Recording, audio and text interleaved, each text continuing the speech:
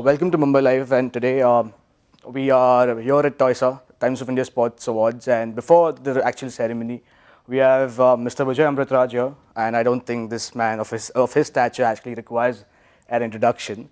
Okay, so first up, we will start with what Mr. Amritraj feels about an event. It's the third edition of TOISA, and let's hear from the man himself what he feels of how important is it for India to host such an event for the young sportsmen or the budding sports people of India? Well, it's very special because any accolade of this nature only inspires kids to do better and to work harder, try harder to excel in the world of sport globally and to continue to keep India on the map. Fly the tricolour, listen to our anthem.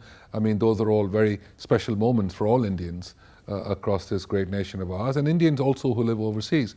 So I do believe that it encourages athletes to do even better at what they've already accomplished. Okay, because you're from the tennis fraternity, and because that's completely your sport, and you're the face of it, probably. What do you feel India really requires? That one X factor, the one moment which will actually push tennis even further ahead? Well, I don't think there's one specific time or moment or effort that you need to put in. I think it's over a period of time. It takes a couple of decades to be able to really kind of get to that part of your career where you can be able to compete with the best in the world. So I do believe that that's necessary in all sports, tennis in particular. So I think the important factor here is to have excellence programs, because we're such a large country, across the country, to be able to develop more talent with no guarantees. Okay. And that's the thing about sport, which makes it even more difficult. So what's your formula? How do you feel that we can attract fans for another sport? I don't think it can be done overnight. It's not going to happen in your lifetime or my lifetime, but it'll happen over a period of time. And I think when you look at generations in the future, we have to look at it that we're able to develop programs and excellence programs across the country in a variety of disciplines that we may become good at over a period of time. And then when you have exquisite athletes winning medals in different parts of the world and winning tournaments in different parts of the world, I think it encourages people to pay more and watch more in other sports as well besides just cricket. Okay, honestly, do you feel India, as a budding sporting nation, if I can say that, is trying to promote other sports with the help of entertainment? Bollywood, to be specific. So if I want to promote football in my country, I'm using a famous Bollywood face to actually get the fans to the stadiums or get the fans hooked onto the screen. Do you feel somewhere down the line, if this formula is continued, do you feel the essence of the sport is lost because people are coming there for the entertainment, for that face? No, I think the most important thing is to get youngsters playing so they can excel in the sport. Okay. That's the important aspect. And so there are enough youngsters playing this different sports at different levels. We're just not good enough to compete in the international arena at this point. Okay. That's the main thing. It's not just bringing in someone to watch a football match between two teams because there happens to be a league. I think the important thing is how are we going to grow the next set of players for 20 years hence. And unless we start today, we can't even look at the 24 Olympic Games and beyond. So I think the important factor is that in any discipline that we choose to do, you got to start at the grassroots level, 8, 9 years old. You have absolutely no ROI at all till you hope that some of them actually make it to the world arena. That's the goal. How well has India progressed in terms of sport? Well, there are more kids who want to play. I think there are more families that do believe that you can have sport as a profession.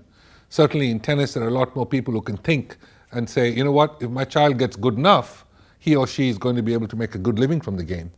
And that definitely wasn't there when I played the game. So over 30, 35 years, it has evolved, but it has taken 35 years to even start for them to think that there is a possibility of making a living from it. All right. Where does tennis rank according to you in the hierarchy of priority-wise sports in India? I think there's a lot more kids playing the game today than perhaps was 40 years ago, and that's a good sign. But do you feel India has the right infrastructure for tennis? We always need more. Sweden, apparently, it's deteriorated quite a bit from what I heard from talking to Stefan. So I think, they've had more great champions than most European countries.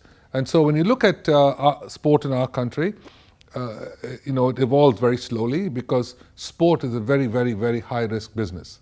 It's the highest risk business of any business you might want to be in. So the chances of success are minuscule. And so that's why it's hard to get into it.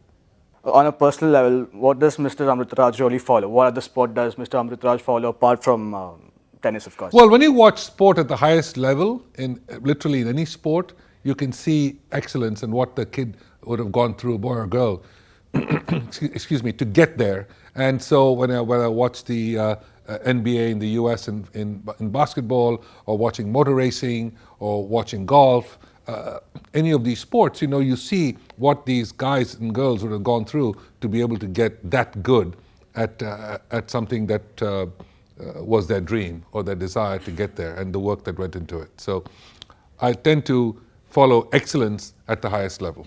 Okay. According to you, if on a personal level, what contribution do you want to make to sports in India?